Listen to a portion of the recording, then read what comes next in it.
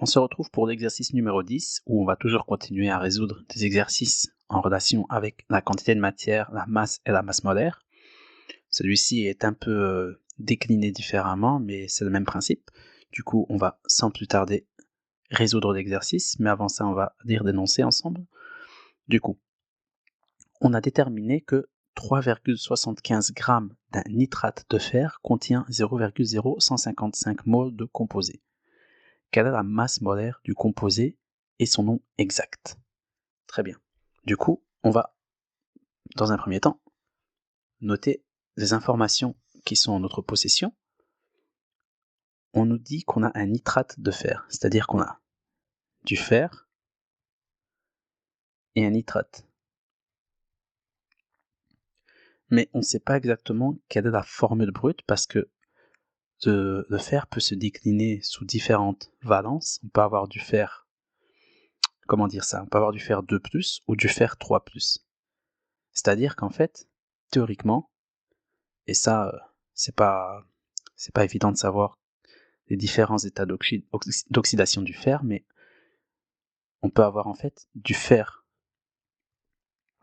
2+, ou du fer 3+. Et le nitrate, on avait vu que le nitrate existe uniquement sous cette forme-ci. C'est-à-dire que, possiblement, on a deux formes de nitrate possibles, de nitrate de fer possible. On peut donc avoir du FeNO3 ou du FeNO3 repris 3 fois. Dans ce cas-ci, c'est si on a du fer 2+, et dans ce cas-ci, c'est si on a du fer 3+. Mais pour déterminer si on a ce composé-ci ou ce composé-ci, on doit déterminer la masse molaire du composé. D'où l'intérêt d'exercice. Du coup, on sait que la masse du nitrate en question, nitrate de fer en question, est de 3,75 g. On sait qu'on a une quantité de matière de 0,0155 mol. Du coup, on peut déterminer que... avant ça, on se rappelle que la formule, c'est petit n égale petit m sur double M.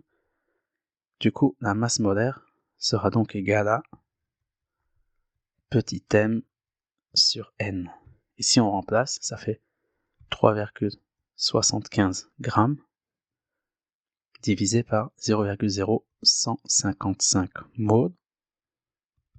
Et ça nous fait une masse molaire de 241,93 g par mol.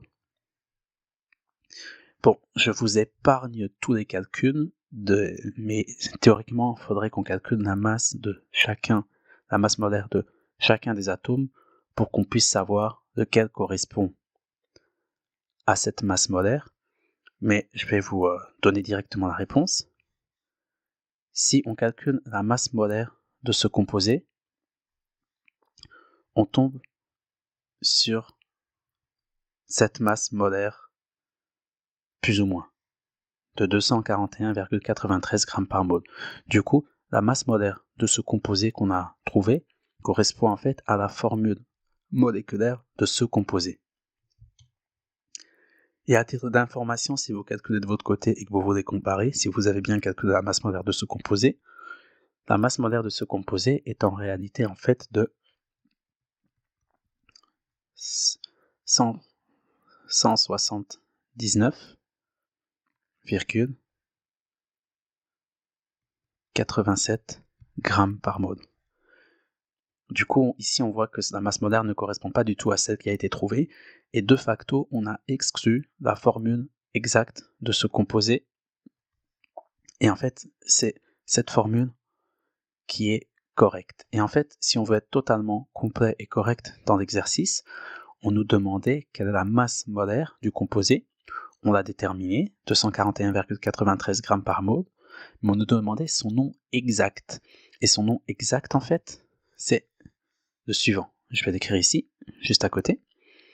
C'est en fait du nitrate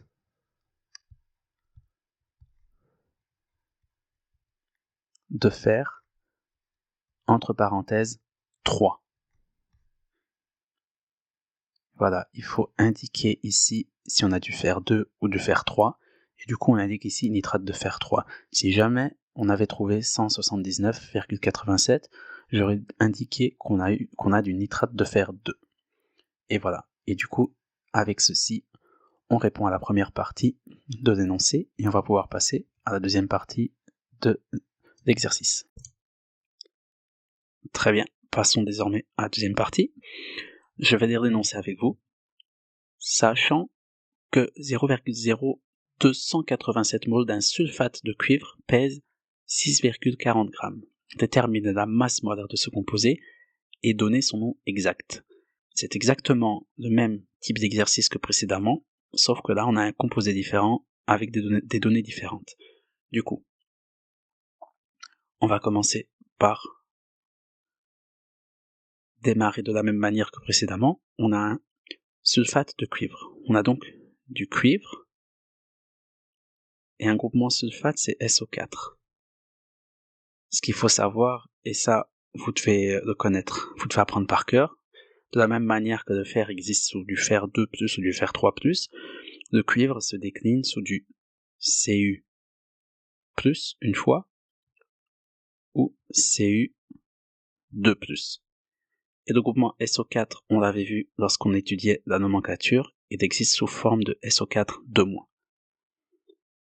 Cela veut dire qu'en fait, on va avoir du cuivre qui existe sous deux formes possibles, du sulfate de cuivre qui existe sous deux formes possibles. Ou bien on aura du Cu2SO4, dans le cas où le cuivre est plus 1, ou bien on aura du CuSO4. Je vais mieux réécrire parce que c'est pas très beau. Ou bien on aura du SuSO4 directement dans le cas où on a du Cu2+. Du coup, je vais vous donner directement les masses molaires de chacun des deux composés. Comme ça, lorsqu'on calculera la masse molaire, on saura directement quelle est la formule exacte du composé. Du coup, si jamais on trouve une masse molaire qui correspond à ce composé, la masse molaire de ce composé est très exactement de 222,996 grammes par mole. En revanche, celui-ci est de 159,62 grammes par mole. Très bien. Maintenant, on va résoudre l'exercice. Alors, on nous donne une quantité de matière qui vaut 0,0287 mol, et on nous donne une masse qui est de 6,40 grammes. Et en fait, on va utiliser la même formule que précédemment, masse molaire qui est égale à masse sur quantité de matière, ce qui va donc faire 6,40 grammes divisé par 0,0287 mol. Et si on fait ce calcul, on va en fait trouver 222,996 grammes par mol, ce qui veut donc dire que cette masse molaire correspond à cette formule brute. Et si on veut écrire le nom exact du composé, on a en fait du sulfate de cuivre 1, vu que c'est du Cu+. Et voilà, ça met un terme à l'exercice. J'espère que cela vous aura bien aidé, et on se retrouve pour la suite. À bientôt!